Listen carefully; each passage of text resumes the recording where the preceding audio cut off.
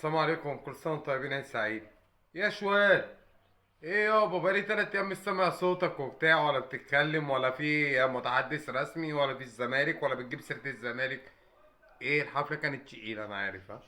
طب يا اسطى، يوم الاثنين اهو الاهلي والزمالك في استاد القاهرة.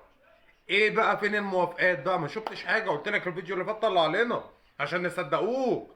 يا شوال فوق معايا، ما تبقاش ابن وسخه. فوق معايا، فوق معايا كده، انت راجل. قلت انا جبت موافقه من الفيفا وموافقه من الاهلي والزمالك ان هم يلعبوا في السعوديه.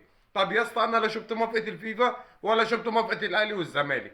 طب الاهلي ده بتاعك انت بقى، راجل عايز تثبت ان الزمالك نادي كذاب وبيكتب على جمهوره وبيكتب على اي حد. طلع لي موافقه نادي الزمالك باللعب في السعوديه. مش هتعرف تطلعها، عارف ليه؟ عشان انت كومبارس. كومبارس مش اكتر. انت شوال فلوس مش اكتر.